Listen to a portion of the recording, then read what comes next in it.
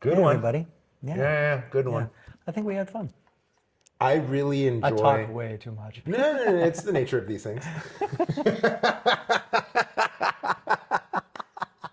No, I really like how, this is our third season. Yeah. We're doing this, and we kind of laid out why calendar, Yeah. Yeah, true. We gave some right? backstory, Yeah. but also like how important the sixth moon really is. Mm-hmm. Like so it's so rich, like the Yeah. sixth moon is an incredibly rich time, as you would expect, right? Mm-hmm. Mm-hmm. Because this is right before this, where we really actually start to feel the abundance Yeah.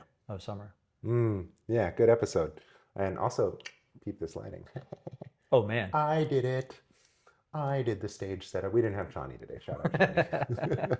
But it was Chani approved. That's what I hear. Yes, this is definitely Chani informed. Yeah, Yes. which is big. Shout out Chani. All right, enjoy the show.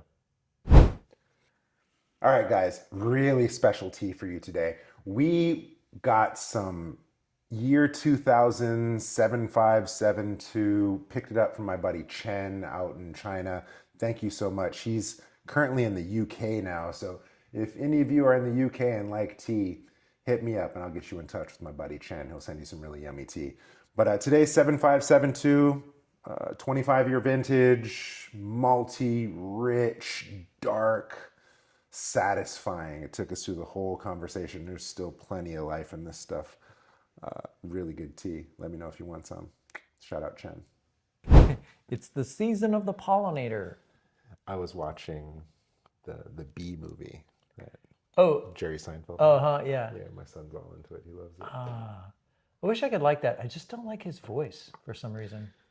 Yeah, I mean, it's acquired taste, I guess. What's the deal? I've never seen an episode of Seinfeld for that exact same reason. I'm like, I have no idea what you guys are doing, but I don't like it. I'm just one of those odd birds, I guess. Yeah, what a great way to start this summer episode. Yeah. Seinfeld sucks. Seinfeld sucks. Zionist.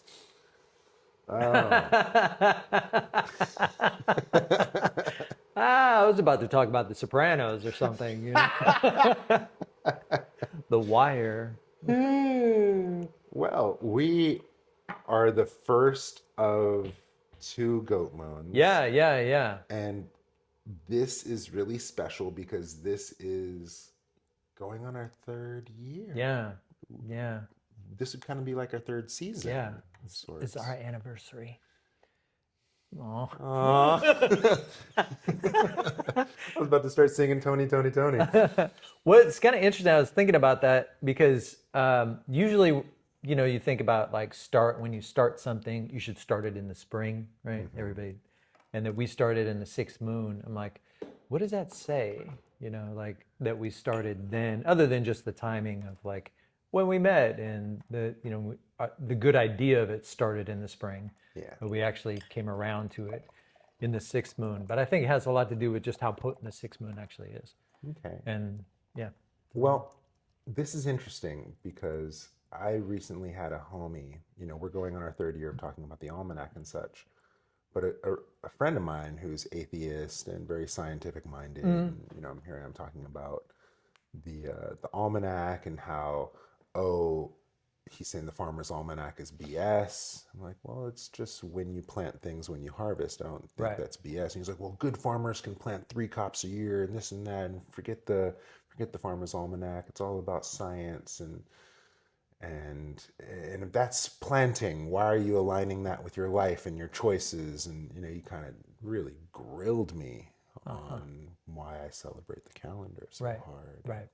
And in all honesty, this has only been a recent practice the last 3 to 5 years or so. It's still new for me, and really diving in now that we've been doing this every month. Yeah. Right? And Yeah. so, I have a simple answer. yeah. To avoid stress Mm. and to live longer. Like there is a legitimate sort of benefit to following, and there's some esoteric teachings in terms of following the Tongshu. But ultimately, it's about like if you're aligned. It's about the assumption that if you're aligned with nature, then your aspirations aren't stressful. I get that. I remember reading like classics like the Water Margin, 108 Heroes of the Marsh, for Okay, yeah. example, right? And they talk about war tactics and having the Big Dipper behind you, Right, right? And right. so you're moving with the heavens, Yes, right? I mean all of the there's some great anthropological works Mm-hmm. on a book that I actually got from Ming's library after he died, and it's a fascinating book because it's all anthropology about uh, essentially these old relics and archaeological discoveries and buildings where they were showing how they were tracking the sky, Mm-hmm. and it's very northern hemisphere dominant, of course, because all of China is in the northern hemisphere, but really is, I mean, the pole star is Polaris. Mm-hmm. It's the star that the Big Dipper points at, so, and the idea of, and so that represents the emperor because the whole sky turns around it, and the dipper turns around it, right? And goes around the Mm-hmm. sky. Mm-hmm. And that's where you have, if you had the empress, so that's the emperor, but if you had the empress is considered to be the star that you can't see, or maybe at one point in time could see, but it's no longer there, Mm-hmm. right? So that's why it's yin, because it is sort of the unseen influences where you have the visible example of authority and eminence. The sky itself is like the predominant eminence of our lives. So yeah, if you have the right astrological configuration behind you, as you march forward, Hmm. the idea is that you have the momentum of heaven on your side, Interesting. and you know, for best results, like your enemy just capitulates because they're like, oh, they Mm. they got the emperor. Well, this parallels the hierarchy of medicine in that, right? Acupuncture and body work and Uh, herbs. This uh-huh, is like kind of hell realm medicine, right? uh-huh, Because I uh-huh. need you, I need your skill, I need your time, I need your experience, I need your care so that Mm, I could feel better, right? But then in the human realm medicine, it's feng shui, mm. right? And feng shui, it's like, okay, how I manage my cycles, but then it's also In my astrology, environment, right? right, And then that gets into astrology right. because how my cycles align with the greater cycles, Yes, yeah, right? And then yeah, that's health, for right? sure. And that's the reason why Ming would often talk about these seminars that he would go to and these discoveries that they found in tombs of wealthy people, and they had these like constellations in exercises that they were doing. Mm-hmm. And his understanding of those documents is this was a prescription from Mm-hmm. their personal doctor that gave you these sorts of qigong exercises with this season or going through this stage of your life. Now it's time to do this series Uh-huh. and practice it. And they were all in the tomb with the person, Mm-hmm. like the whole history of their practice. So when they were at this age, they did these practices all year in this age, and da da da da da, Fascinating. right? So they were emulating nature. Mm-hmm. They were mirroring Hmm. nature as a way of maybe prolonging life or longevity practice, but then also understanding the use of the tongshu is to plot out, like if you have disharmony, because essentially disharmony and disease is when the demonstration of your internal cycles don't match with your external cycles, right? Mm-hmm. And so when you get out of sequence, right, because maybe you took the wrong turn on a particular day or series of days in, like an Oxbow weekend, right, and you sort of got off track in a particular season and you picked up some nasty bug, right? Well, you got to run the cycle of that and then wait for the proper window or the appropriate window where you can actually offload whatever it is you picked up. So it's not just, kill the cancer. It's not just nuke the body and kill everything that moves and then recover. It's like, well, it came in this way. Let's give it a window for it to release. Mm-hmm. And that's where you would have these kind of dietary considerations, maybe based on pulse, For sure. and when to eat what when, Mm. and when to nap, and Mm. abstain from this and embrace that. That's also an interesting conversation of like the primordial essence and that the gestation period is roughly 9, 10 months, Mm. right? And then Ah, so assuming that the mother is eating seasonally, locally, right, and then you come out, well, let's say there's 2 to 3 months of a year that now I'm deficient. I didn't get those right, influences, exactly, yeah, right? And so exactly, I'm going to have to supplement with these exercise, these movements, these right. foods, these Right, minerals. right. And that's where you have like this kind of establishment of your healthcare practitioner, not Mm-hmm. just serving you, but your whole family, Mm, right? And that your and your wife and your children, and looking at the astrological portents of their everybody's chart to see mm, how you're all interacting and promoting each other's like health and wellness, because mm, that's one of the reasons why you have this kind of transference from the mother after birth, is to help, you're transferring information when you're going from mm. drinking blood to drinking milk to eating solid food To that is drinking more blood. to that eating solid food that's actually transferred from the saliva of the mother's mouth. So you're getting all these fluids as a Mm-hmm. download for your own health and well-being, as Mm. transference of information that's occurring during those times in which that's the gestation period that you weren't part of. So that's the reason why that all that practice is so important, right? Mm, mm, Is that mm. it serves as a kind of buffer zone, and also an opportunity to get that information through Fascinating. that qigong exchange Mm. of the exchange of fluids. Yeah, so I think it makes sense for us because we're in this bias.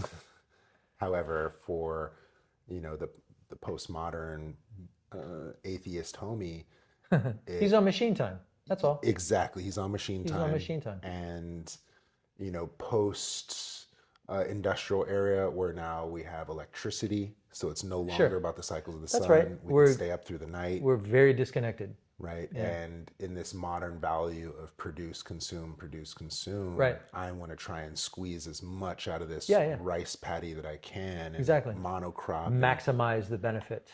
Yeah. right. So it makes sense that he's like, oh, I can get 3 cycles out of Right. this one crop, and That's progress, right. and that progress is actually your ultimate value. This is Mm-hmm. all very disembodied. Mm-hmm. It doesn't require your embodiment at all. This is fascinating. Yeah, it doesn't require. In fact, the less embodiment you have with your surroundings, the better. Mm-hmm. And this is all. It's descendant from a frame of thought that's Yeah. essentially Platonic. You can roll it all the way back to Plato and the forms, and that the most ideal form of a chair isn't something you find in the world. And then it kind of in the relationship we have with transcendence, then also influences this, and that all the value, not just some value, not just some special value, but all the value is found in disembodiment. So you can actually treat all of nature as expendable and not something that you're in dialogue with, essentially. So he's on machine time. That's the thing that's kind of frustrating to me sometimes when I experience my own, when I have my own experience of machine time or just talking about machine time, is that the critique from machine time is, oh, that's just superstition or it's just relative. Primitive. Yeah. And it's very interesting that, like, okay, so you're calling this relative, but machine time is not, right? You want it both ways. You want machine time to be the baseline. It's the reason why most Americans say, "Oh, I don't have a value system. I'm just neutral." No. That's a value system, my friend. Like, that's a value system. Like, so that's why it always comes back to the assumptions that we make, right? That every culture makes assumptions about what it means to be a human being, without exception. It requires some level of assumption about what it means to be a human being, and then from that also what the environment is, right, in relationship to that. And the most dangerous culture on the planet is whose central assumption is that they don't make assumptions. And that happens to be the one we've been in. And that's the reason why so much violence, is possible, is because, there doesn't have to be a standard, it's just evidently the case, right? So the biases go unnoticed. and we're just constantly in this cycle of like you essentially default to brutal, who has the most power is what you end up defaulting to, not who's right. And might makes right at this point. So these things reach their logical conclusion, which I'd say is, of course, what we're living through today. If you may have noticed, this is our experience at this time, which is inherently dissatisfying to everyone, except for the people who have the power. But that's, I mean, coming back to this idea of assumption about like what the central assumption of the Tongshu is that there's an underlying purpose to the Tongshu, which is to establish a relationship between our internal rhythm and the rhythms of the exterior, right? And that if through our behavior, and so you can think of the Tongshu as like at least 5,000-year-old document in its totality as it is. So all the pieces that came together, because it's just not one thing by one person. It's like there are source material, even yin and yang. No one knows where this come from. Like it's just been out there. The earthly branches, the lunar lodges, there's no origin date or people. This is the first documentation of those things, is them saying these are the ancient things. Yeah. Right? Which is probably from a oral tradition, right, in storytelling. So the implication is that it's been in practice in humanity for tens of thousands of years. If you finally get to the place where you're actually writing it down, and putting it into a format that you can share it more widely, right? And then, so it's preserved by the Chinese, but it doesn't originate with the Chinese. Tongshu does not originate with Chinese culture. Wow. It's preserved by the Chinese. This is interesting because a lot of news is coming on my feed about how the Great Wall of China actually faces south, doesn't face north. And so the story is we're protecting ourselves from the Mongolians invading from north, but yeah, all the, it's facing south. And then so like, I'd like to see that. That's is interesting this feng shui Chinese adjustment. or is this Moorish? And then another conversation of genetic inheritance. They did a 23andMe in China because China is like ethnocentric Chinese. We are the Middle Kingdom, and then It's a story. Find their genes are actually rooted in Africa. Yeah. And then they squashed the Well, the constant Ming was constantly teaching this, that the Chinese, what it means, what China. I mean, first of all, the word China. It's not Chinese. Is not Chinese. Yeah. China is a Latinization of the Qin, the Qin, which was what the Jesuits and when they first encountered, and the British, when they first encountered and came to China and trying to make sense of the culture, they picked the first dynasty, the Qin dynasty, which was the most violent and heinous. It lasted 17 years, and they're like, oh, that the Qin, they Latinized it to Chinese, and that was that. Wow. That's a big conversation. We would talk about how TCM isn't traditional. It's not Chinese. It's not medicine. Right? Yeah. That's like Shanghai in the 70s, right? Yeah. And like post World War II, where they were like dragging all the doctors from the countryside to Shanghai to kind of standardize things and tell them they have to do it a different way. And like, it's all in response to the West, like, and I'm not saying it's a bad thing. I think it's fine. Honestly, all that response to the West and how China is kind of changing shape in order to match the West, because I don't see them, the technology is still preserved. Right, so it's not lost. It's not like they're just doing what they've always done, which is adapt. Adapt, and actually play the game better than the people who taught them. You never want to go up against Chinese, like as an organism, never on anything for the most part, unless it's like, I don't know, sumo wrestling or like I don't know, gymnastic. You got to, the people where your people are naturally 7 foot tall, whatever, like, but like if it's an equal playing field, forget it. No. Oh, dude, do you see what they're doing now with basketball? And like the kids are like doing these They're dribble crushing camps it. They're crushing it. and these breakdance camps. And there's Breakdance. When I was in, shout out to Sasha and Tenzin. Like when I was in, long time ago, like decade and a half ago, I was in Kham, which is off of Sichuan province, right, middle of nowhere, in the middle of the night in this square, nobody around. All these Tibetan kids come out with the boom boxes, and they were breakdancing. They had to breakdance off. Everybody's mind was like completely blown. Like they already know, they're embracing it like wholeheartedly. So yeah, they'll make it better.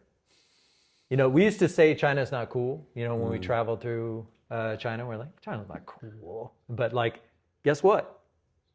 It's coming, and they will preserve the best that the West has to offer as the West gets decadent and falls apart. I think that's enough. That's just what they do. And that's the part of the Tongshu which is so amazing, is the Tongshu itself is not one calendar. It's probably about a half a dozen calendars. And it's a syncretic process where they overlap things and see how everything says the same thing. And that's the reason why, like, anytime medieval Chinese met other cultures, they wanted two things from them: their calendar and their medicine.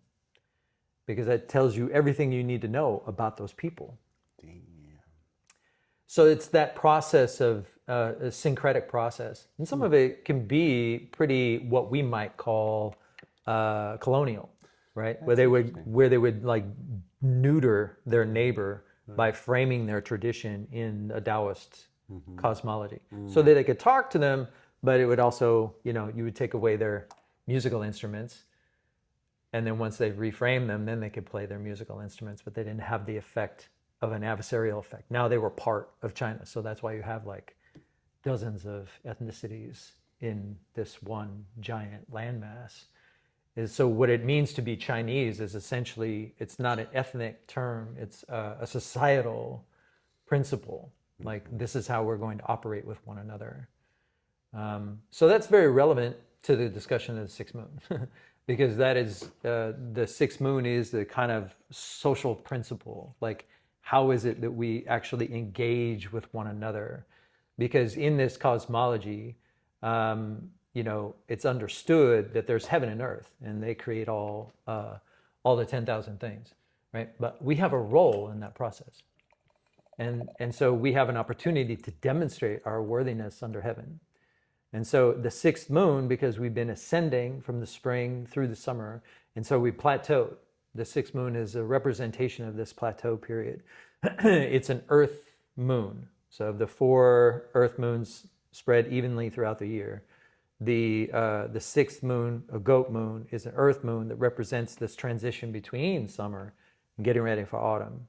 In order to do that, you basically come to this high plateau place where, as it said, all things gather together. So it's like everything on the table, all the things we've been up to, everything that we're doing, all the connections are just vibrantly available. And it is that time where you're on this high plateau, you're closest to heaven. So heaven sees you, you're witnessed, right? And so how you show up during this time under heaven, between heaven and earth, is basically this representation from a macrocosm in our smaller societies to our microcosm to our macrocosm, is basically a demonstration of our character, which in this cosmology matters, because we are demonstrating our humanity no matter what. Like you don't get this disembodied kind of pass where I'm just a skin bag full of chemicals. That's an answer. I'm not abdicating my participation. That's how I'm participating, right? That's how I'm actually showing up. I don't have responsibility for my neighbor, right? It's every man for themselves. Like, you're evidently living by a number of principles, and you may not be aware of them, but you are. And so this is the kind of inescapable aspect of being under the witness of heaven. Damn. God looking you. That reminds me, I was at this Chinatown shop, and they just had little post-it notes on all the different things. Don't steal, God looking you. Totally, totally. And what are those things? You think they're kind of control, but they're like just reminding, like, hey. I remember when I was young dude growing up down in Southern California. I had a really good friend at the time who got, him and his partner got pregnant early, like right out of high school. Beautiful little baby daughter. And we were out eating lunch somewhere sometime, and she's having a fit about something, right? And, we're in a restaurant, and everybody's kind of like, all right, as you do. And he stopped her, and he was like, hey, look around. See all these people? What are you doing? And she's like, oh. And I remember seeing the light go off in her head, like, oh, I'm affecting other people. Very young, and we have this kind of built in, That's why anthropologists, they talk about the competitive instinct as a driving motivator to making us who we are as human beings. But what's actually much more influential, hands down, like the evidence is overwhelming from an anthropological perspective, is our cooperative instincts. In this cosmology, they're very explicit. If you read E or the Joe E, very explicitly say, like, individual human being, not worth much at all. Like, we're just not. I mean, like, I can't bake my own bread, like I can't make my own clothing. If I was on my own by myself, we might like idolize somebody like Bear Grylls, but most of us would be dead. Like in 3 or 4 days, you need water, you need food. Like, if you can't secure, and so we idolize the people who can actually survive on their own, like an animal. But the Chinese, that's missing the point. You shouldn't want to be like that. You should actually want to need other people. You should be good with that. You should embrace that experience. And like, this is the time of year where you're embracing that experience of our interconnection as a practical virtue. Right? That things actually go better when we share, and that we're moderate in our own behavior. These aren't moral virtues in the sixth moon, they're practical virtues. Meaning it's not like heaven is witnessing, but the practical virtue is it actually just works. If you're cooperative, if you're kind, all those things. People worry about being taken advantage of, but that's a paranoid society. Of course you're going to be taken advantage of, but like more often than not, and it's going to even out and it's going to be fine. Like, so contribute and consciously like give everything you can, to the sort of the bigger picture that you're involved with. And so that's why it's a really interesting jump or connection between all the different earth moons. Okay.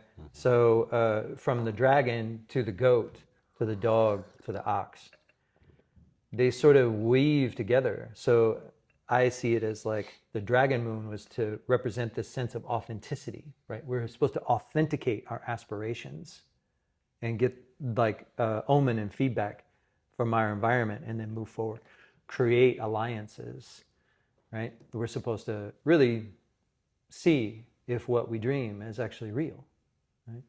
And then in the goat moon, those sorts of expressions of integrity or authenticity actually bind us to each other in a way that like we don't even have to think about.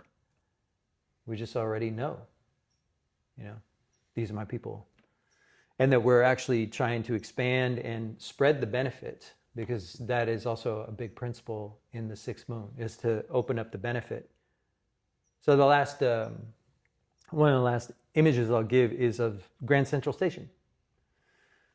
So think about Grand Central Station, the stereotypical image, maybe it looks different now, but it's like a lot of people going in a lot of different directions. Like it's big, empty, big open space where everybody is essentially trying to get to their destination, trying to get to their sense of fulfillment, right? So everybody, this is the time we're in where we're all in this space together trying to achieve our individual ends or working in a larger collective projects, etc. So it's very dynamic, a lot of different cofactors. The point is that we're all, and we might be bumping into each other, as we're doing this, but we're sharing this space collectively. And it's not like, you have to get into a knife fight to get a ticket to Newark. Like, there's an orderly process for getting a ticket to where you want to go. And it's basically well set up for sort of this harmonious movement, even if it's frenetic. There's a underlying harmony that goes when we contribute this sense of order and cooperation. The fact that we stand in line. Why? We've internalized these rules. We don't really know what they mean, and we're not being conscious of them, but we've internalized them. This is something fundamental about what it means to be a human being that is evident in the sixth moon. That is something that medieval Chinese culture consciously celebrated, that we know how to behave. So let's make a celebration, let's make offerings of our understanding of each other and how we know how to behave, right? So that's why the sixth moon from in the cosmology, the Tongshu, the sixth moon is kind of like the moon, where we get to demonstrate our character as humanity, like what we find important, what we value, what our ideals are, what our values, principles, etc. Like, we get to really show up, and we should show up in that regard, because how we behave in this sixth moon, or these two sixth moons. So we have this really long plateau, which is fantastic because it's more opportunity to create a sense of harmony. But we have this really long plateau to show us who we are, and secure benefit, not just for ourselves but for others, and secure a kind of lifestyle that we'll be enjoying through the fall and winter. So this is kind of the penultimate, place of accomplishment and acquisition, right? So we're still gathering inward, we're still gathering things and still achieving things and still moving. That will happen for a while, through most of this first goat moon. And then it's going to start to turn. So here is an opportunity. There's a lot of stuff here, and I appreciate everybody staying with me, but there's a lot of, this is the first initial opportunity for our internal rhythm and the external rhythm to go askew. So everything's been ascending, we've been moving, we're into it. It's very stimulating, right? So the horse moon, yes. So now we're getting to this place, we've reached this plateau. Then the invitation is understanding that peak yang is happening, and after peak is the slow decline. So yang has supercharged the environment, inspiring growth and transformation. It's poured all the energy into the environment that it needs. So there's a lot of momentum that's available, and we call it routine. We've hitched our wagon to this momentum in a variety of different ways. And so the invitation now is to let it ride. Stop pushing. Be collaborative. Get more people involved. Then it's less work for any one individual person. We work collectively. So then we can continue to kind of grow. Yeah. Right? And how appropriate for a goat too, as a herd animal. Well, I like those themes of gathering, collecting, closing, soothing, settling. Well, let me just add one more thing before you. Yeah. Is it, if we don't do that, right? If we don't take our foot off the gas, right, and let it roll and manage the momentum rather than trying to generate more momentum. If we don't do that, then this is the divergence of the exterior environment and the internal environment. The principle and the purpose of the Tongshu is to create this sort of harmonious condition between external and internal. So we may develop wisdom and action, a sense of longevity, like health, but also being finished when you die. That's the definition of longevity from a Taoist perspective. Being finished when you die. You're gonna die, so you should be finished. So follow the calendar and you'll be finished, instead of creating all these tangents that never get finished. And then if you do that, then you have a kind of a, from an adept point of view, from a Taoist point of view, you have a grounded expression of a spiritual path that is resultant in the resolution of fate. All right. Okay, so if you don't do that, so that's the good part. If you follow the Tong Shu, you have this, really sweet little benefit, right? If you don't do these things, then what potentially happens is that as the transition from fire to the season of fire in summer to the metal element, with the earth moons comes damp and a wind, right? So the damp comes with earth.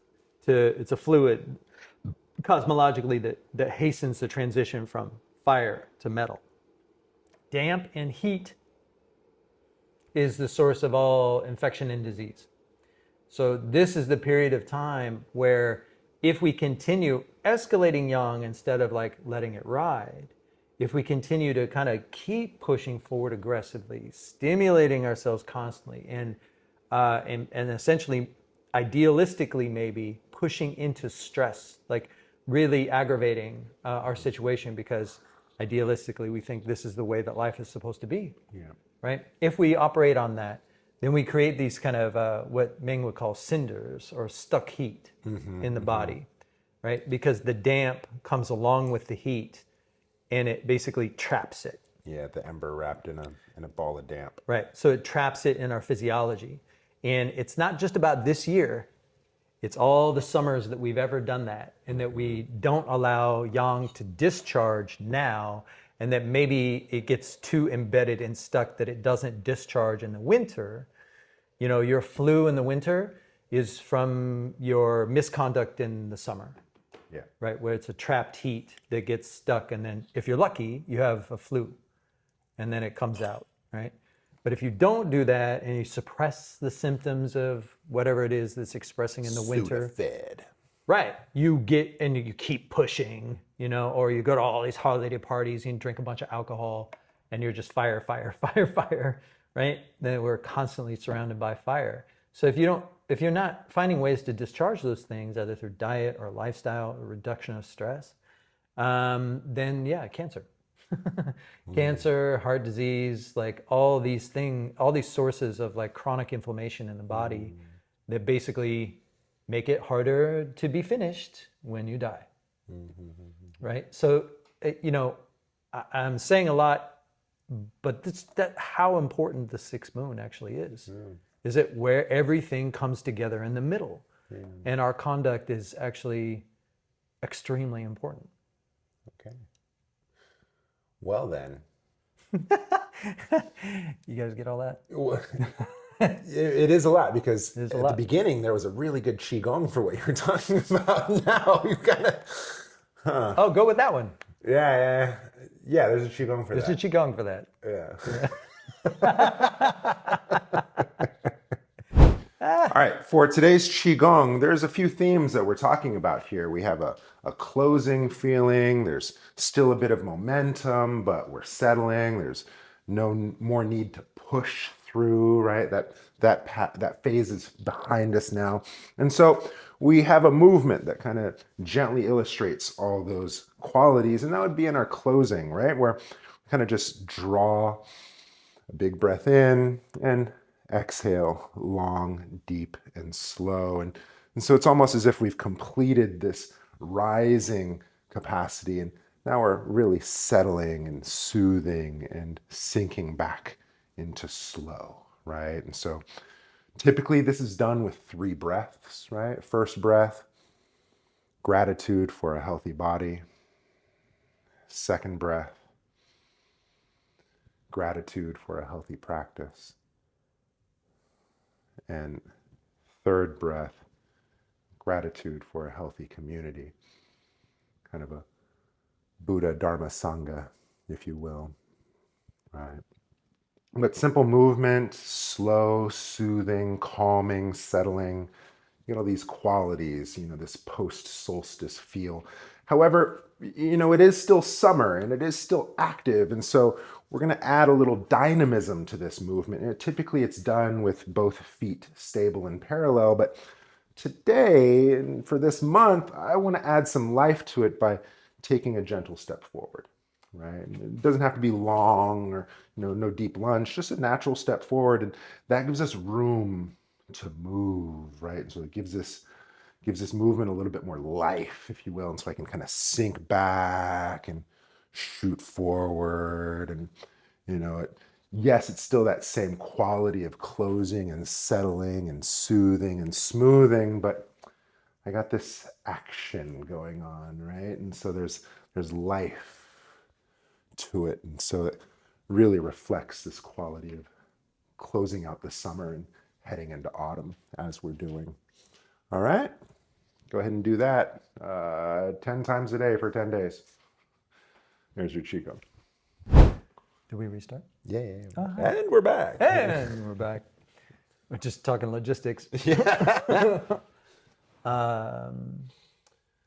Ming? No. We still got juicy part 2. Oh, juicy part 2. Yeah. Okay. It's like further elaboration on the ideas. More? Well, now I think would be a good time to maybe talk about why leap year. Oh. Because we're leap year now. Good point. We had another leap year in rabbit. The next leap year is not 3. in monkey. Is it monkey? It's going to be monkey. We have a double horse. Snake to... That's And 3. That's 3 years. yeah, the way that I understand it is there have to be 11 moons before a certain time. And if that happens, they add an extra moon. Right. And so that happens every 2 to 3 years and roughly 7 times every 19 to 20 years. Yeah, sometimes I've seen measurements because I go back through the Tongshu where there was like a gap of like 5 years or something like that. But maybe not, I don't know. Like, it's just one of those things that if you'd ask Ming about it, he's like, I don't know, it's just the math. Like, that's just the way it is, and it definitely illustrates like how old the system is. Like where like nobody knows why, Yes, these rules exist. And essentially it's because it's a lunar solar calendar, right? And so there's a discrepancy between the 365 days of the solar aspect and what is it? 13 moons of a... Well, the number of days, 28 times 12. So there's a discrepancy between those two numbers, like, I don't know, 10 or 15 days or something along The those Chinese lines. side of me should know this. And so they can let that ride for a certain period of time, but then eventually you got to make up for it with an extra moon. Now, the Tibetan calendar didn't do that this year. So our spring was pretty early. It was like January, like spring. So the chi nodes themselves are steady. In other words, you always get summer solstice in and around the 21st or the 22nd. So the solar term, or the chi nodes themselves related to the sun and its relationship to the earth are pretty fixed, like some wiggle room, but not very much. It's really the inclusion of the moon and trying to reconcile the moon calendar with the solar calendar that creates this kind of gap of interpretation. And it's not the case that like Chinese may treat it differently than the Vietnamese or the Tibetan, but the Jewish have it in their calendar as well, the lunar solar sort of, don't ask me about it, I don't know. But it is a factor of a lot of more ancient calendars that weren't wholly solar, like the Western calendars, but actually included the moon. I'd be curious to see how this work parallels with, say, an Aztec or Mayan view, which is predominantly southern hemisphere also, with whole different constellations. Totally. And that's the reason why, like, might be a little bit off topic when I get these questions about, like, because I write on the Tongshu every day, and then people will ask, like, well, how does this work in Argentina? I'm like, I don't know, I'm not there. Like, I recognize... So, Ming is on record, and I can go back and find the recording and have you hear it, where he said there's no difference. Like southern to northern, it's all the same. He's like very traditional in that respect. I'm probably a little bit more and I've tried to work out the math, of how you flip the calendar. The biggest question though is the Southern Hemisphere 6 months behind or 6 months ahead? Forward, So at some point in time, you're going to have to basically demonstrate your prejudice, of course, because I'm in the Northern Hemisphere and understand that the Chinese calendar is rooted in the Northern Hemisphere. Then I would choose that they're behind, that the South is behind the North. But that's arbitrary, So that's why Yankee. when people ask me about it, I'm like, up to you, I'm like, it's kind of, you kind of have to work with it yourself. Like, it's also, this is not an empowerment system where, like, if I study this, it's not about me empowering you as a listener. I'm sorry. This is like interesting information that provides a different context for what it means to be a human being. That's the whole point, right? Whether that empowers you or not, that's up to you, right? Mm-hmm. But so that leaves some wiggle room for interpretation if you are in Argentina and you want to look at this stuff. And there's Clarissa is her name. She's great practitioner. She's done some distance work with Ming, and I think she works with a couple other students of Ming on dream practice and things like that. Super great person. But she's in like Australia in that region of the world. So, like, well, you got to pick it up and do it yourself, because I can't tell you I'm not there. If I lived in like New Zealand, that'd be amazing. And I probably would try it, just see if I could make the math work. But that's the thing about this particular practice, is that it's a practice. Now you actually have to do it to find out. Yeah, it's we talk about the Southern Hemisphere and their experience relative to our calendar, but even here in the Northern Hemisphere, there's folks up towards Canada, Alberta, Maine and such. Sure. And we're over here summer. Oh my God. Yeah. I get messages. Shout out to Brooke. She's in Vermont, and she's like, look at my summer. And it's like, it's still like snow, or like, this is my spring. And it's like snow. Yeah. And that's why, the Tongshu itself is part of a larger mantic arts practice, which includes feng shui, and these sort of geomancy. So this is chronomancy, the study, this divination approach to time.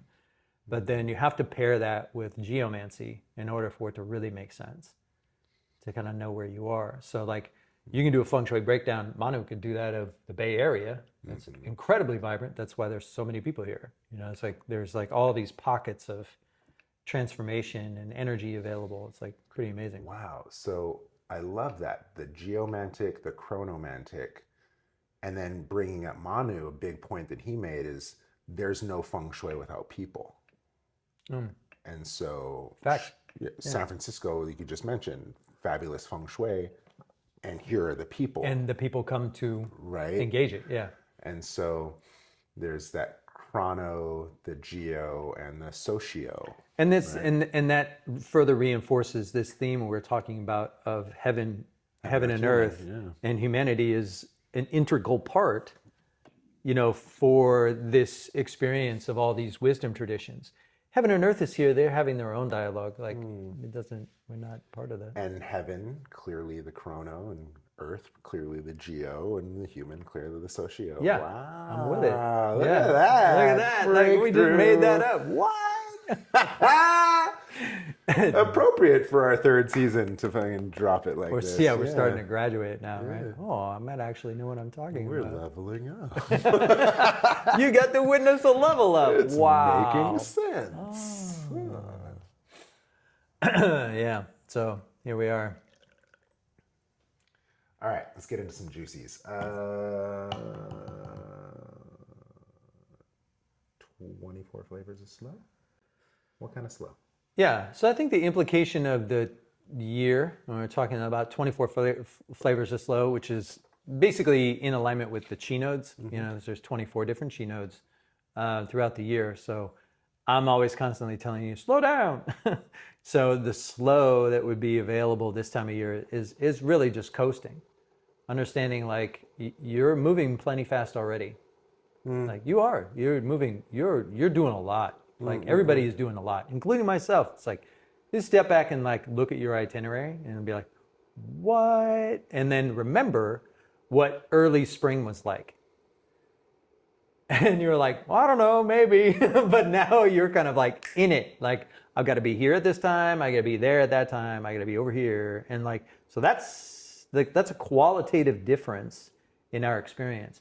If we can recognize that and be like, wow, I was pretty wide open back in February. And now I'm like book solid. Like, I can't even make time for my friends, like that's real, so recognizing that that's where we are right now, we really don't have to push. The general recommendation would be kind of coast, don't push. So yeah, you're going plenty fast. You don't have to worry about it. It's just about maintaining your momentum, but you can maintain your momentum toward fulfillment without needing to push. You can actually just, it's like gliding. Yeah. In other words, like California stop sign.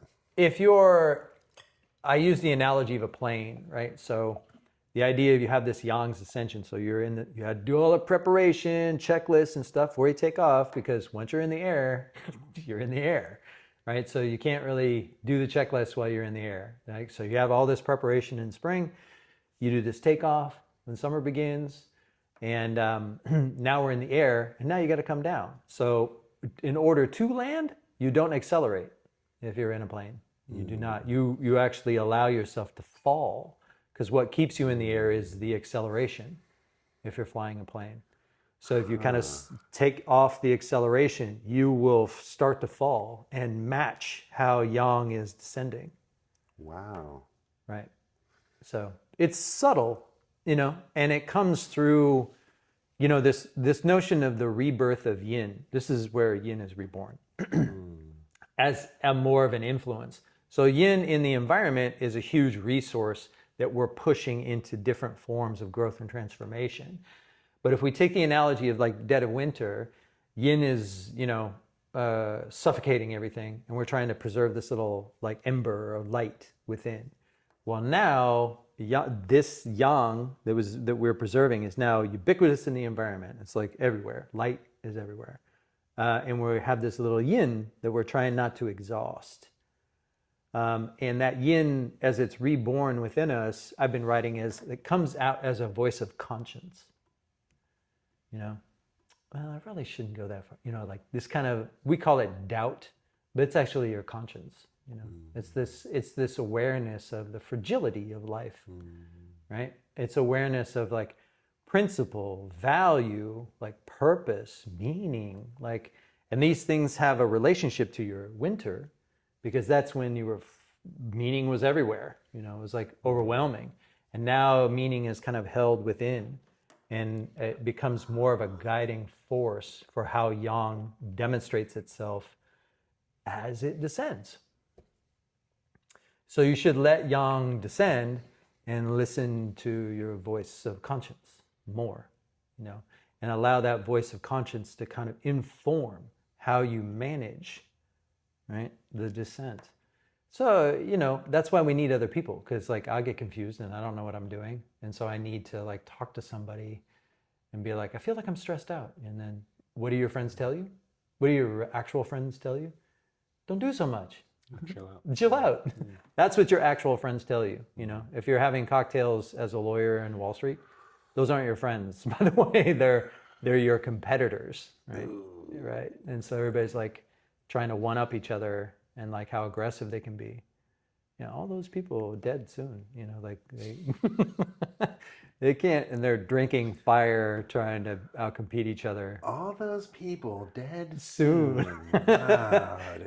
Yeah, you can't manage it. I love how you said it in pigeon too. Okay, that's a good slow. Yeah, good slow. Ask your friends; they'll tell you, "No, you're good like how you are." That's what your friends always tell you. You're good like you are.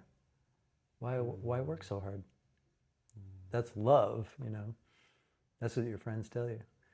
So get some friends, like have them tell you, like you don't need to. You're good just like you are. Mm-hmm. Don't go changing.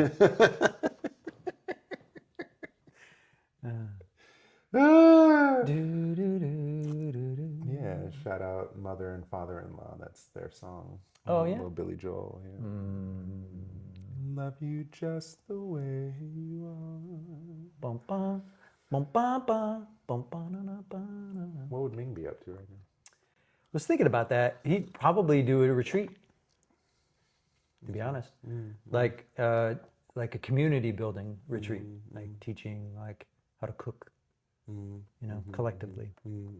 Things like that. Some kind of probably practical. I mean, it is a snake year, so I'm sure there'd be like, transference of, teachings, medicine, meditation practice, but some sort of like, like continuing to build a community. Yeah. And it could be, if he had done the property thing, could be having all of us up there building shit. Yeah, we should be in British Columbia, right? Right? Exactly. Yeah. I was thinking he'd probably be doing readings, selling incense. Yeah. Not trying too hard.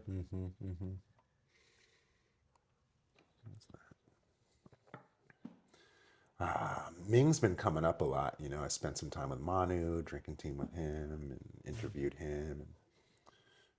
Big bit. And I miss that guy. I miss his view, man. That's why these are such wonderful talks. You can get it. It's still out there. By the way, shout out to Dayuan Circle. Like as a website, DAYUAN circle.com. And they have a ton of recordings. Buy them. Buy them. Pick one and buy it. Literally just amazing. I remember my first teacher. It was this like scoundrel that taught at a community college. And he taught two courses. One was like a religions of the world course, and the other one was like Eastern philosophy, something like that. And they were the same course. Right? It was the same exact thing. And it was and it was basically waking us up to our own humanity. That's the way I would describe it. And so utilizing these sources of wisdom and then getting us to journal and write principles. But he would just get up there and you could say preach, but lecture or teach, transmit, And obviously Ming was telling stories and working on specific topics. There's a difference between giving a lecture on the liver and giving a lecture on possession or something like that. But there is a thread of continuity that it's the same thing. It's very much the same thing. So like you could pick anything, and I encourage you, just try it, just pick it. $35 or whatever, how much it costs, $25. It's worth it. Yeah, and principally, whether he's talking about feng shui, astrology, tongshu, food, meditation, or whatever. It's the view. It's the view. It's the same thing. It's the view. That's been coming up in clinic recently. I've had people shadow me and spend the day with me in my clinic shift. And when I treat, I'm treating, but when I actually have someone there and I'm kind of walking them through my process, it comes up. It's like, you're basically giving everybody the same treatment. Well, there's an amazing symmetry. I mean, we're kind of all sick in the same way, right? There's not a lot of variation. Yeah. And, if I see somebody with digestive issues, stomach 36. If I see somebody with energy, fatigue, stomach 36. If I see somebody that's been traveling, need to go, stomach 36. If I see somebody, it's like, same point. And then the nuance would be how I approach it, how I treat it, And so I press this one up or work this one down or just hold it firmly versus polishing or patting, and so same, but different. Yeah, for sure. And it's all about the rapport that you build. Yeah. And so the experience of one person to the next is different, of course, as well. So. Ming. Okay, so when we're talking about the trines, we're going to focus on, when it comes to the goat moon, the social body aspect and the demands of the social body. And that's the thing that we're going to use as a sort of a litmus for how the other earthly branches fare in a goat moon. And so we're going to start with the domestics. Domestics actually do very, very well in these moons, in these goat moons, predominantly because they are very dependent. They're domestic, as the name implies. So, but in a wood snake year, this can actually go very well or go very poorly. So there is a capacity here for being manipulated or deceived, or to manipulate or deceive others. So it's a little bit tricky for the domestics.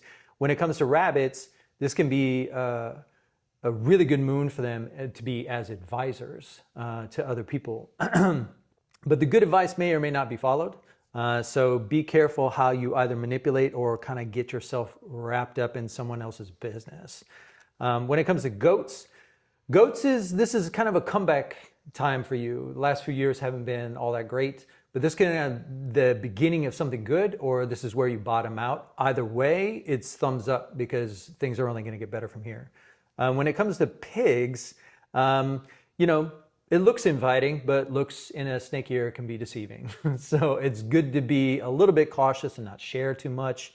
It's best not for you to initiate, but for you to follow. So applying the demands of the social body to the action-oriented trine, and that includes action is essentially dogs, horses, and tigers. Okay, so dogs tend to follow a lot of the domestic energy, where it can be good for them, but in a goat moon, when encountering the demands of the social body, there's a lot more negotiation, and a dog can get a little bit impatient with that. So essentially, dogs should stay in their lane. They can also be very great advisors and great contributors to collective action, but they should really identify what it is they're bringing to the table and stick with that and not get off track. When tigers aren't on the committee, so they can be used as a resource for getting things done, but they should stay out of the politics because that can get really messy for tigers this moon. And as far as horses, this is still a very good time for horses to run around and get things done, but they should be preparing for a kind of descent. So delegate jobs that aren't finished and know how to draw boundaries around what needs to wait. So when it comes to the fixed trine in navigating the demands of the social body, they're mostly set back this moon, somewhat. Snakes, roosters, oxen, they all come with they have a set number of priorities and how they approach things. They're not really easily part of negotiation. It's not really their vibe. So with oxen, basically the fixed don't like explaining themselves. They just like actually being appreciative of what they do. So with oxen, it's best for them to just wait. This is your diametric. And even though you are in a snake year, and that's generally favorable, you should have some momentum already sorted out. So don't deviate from the script. Stay in your lane completely. Because it's going to feel a bit more congested. Snakes, much more flexible. They can disappear within the demands of the social body. And that can go well, or it can turn on a dime. So it's really important for you to also know your limitations for how much tolerance you have. And for roosters, speaking of tolerance, they're not really interested in debate. Debate for them easily goes to argument because they're looking for a right and a wrong. They're very binary in their approach, whereas the goat offers this kind of fluidity, a spectrum. It's very dependent on who's in the room. So roosters should really reserve their role as a resource for getting specific things done, and they should really stay in their lane.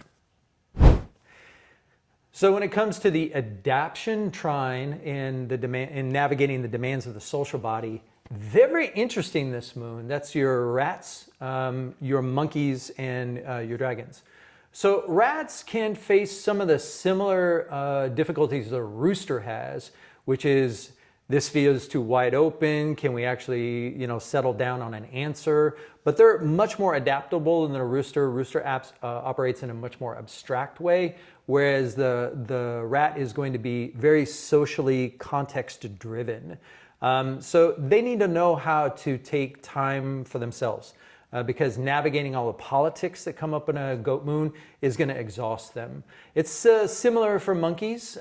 They may think they can handle, like all these different influences, and they'll do really well, but they're inevitably going to drop something, and somebody's going to take offense, to how they approach things, because monkey's not necessarily always the most thorough, and that can actually leave them open to criticism in a goat moon.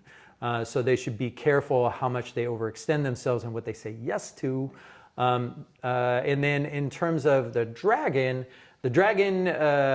they'll come and go. Like when they contribute, and I would recommend that dragons teach other people how to lead, rather than necessarily sitting on a committee. They're not really interested in that.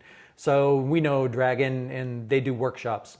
That's the good role for a dragon right now, is to basically offer themselves up as a resource for groups, but not necessarily be part of that, how they handle that. So like a rabbit, you shouldn't necessarily be too stressed out about whether or not they follow your advice. Just leave the light on in the window and keep it moving. This would be a good time to talk about the hexagram, Connie's hexagram. Hexagram. Okay, so I have 3. Because the first one is the baseline for the solstice, which is hexagram 30, and it talks about the peak, and the inevitable decline. And and it's a good one to read, because it's about essentially, okay, the end is coming. Like it doesn't feel like it, and the more you share, the more it won't feel like it, right? But if you're trying to hoard, you're going to be constantly anxious to like maximize your time, like this friend of yours. But if you're constantly sharing on a place of communion and collaboration, and and maintaining our responsiveness and cultivating yin, coming out as an expression, then 30, hexagram 30 is about like how yin guides us and identifies what's of value, right? So I may actually have to put something on a shelf because time is running out, and like I actually want to put my energy all into these 2 things, right? I have to start delegating responsibilities to other people who can handle it, maybe, or so it's working more with how we utilize our remaining momentum in a way that promotes harmony and promotes like togetherness and belonging, etc. So like taking a big view and being inclusive, but also understanding that time is running out. So that's hexagram 30, but then that also speaks to hexagram 48, which is the well, and it has to do with like our responsiveness to nature and how nature responds to us. So that is very much a kind of just putting us on notice, that the unevenness that we experience in life has everything to do with the unevenness of our conduct. This is a terrible time for duplicity. It's a terrible time for like taking advantage of other people. This is a water goat moon, which means that emotions are very much at the forefront of what we're invested in. And so it's a really important to understand like where we are activated and how we are drawn forward, either to be of service or what we're invested in is going to be is part of our dialogue with how nature responds to us. So hexagram 48 like brings you into awareness of like, hey, if I pull this over here, then this over here happens. And so it's like more of an awareness of this sort of interactive dialogue that we have with nature, which then brings to 22. And 22 is about like our integrity. Yeah, it's about like our authenticity, and that's where if your situation is complex and stressed out, simplify, right? Find the simplicity that actually speaks to the emotion that you're carrying about what you're invested in, And that's what 22, that's the invitation of 22. Because if we're sort of complicating ourselves with something we feel like we ought to do, right, on the outside, and it doesn't match the interior of how we feel, that just creates more problems and stress for us. That's just a reality. So 22 is a little bit like gut check, are you really present for this? Which then folds into 30 that speaks to 48. And then you have this kind of cycle of communication between all three. Okay. So I don't think I'll be doing 3 in the future like this. So don't get used to it, but like it felt like a good Okay. a good thing. I know. Well, All right. good point to wrap it up. Yeah. So is this the ending bit? Yeah, because I got to pee real bad. Oh, okay. Thank you, guys. Hey, happy summer.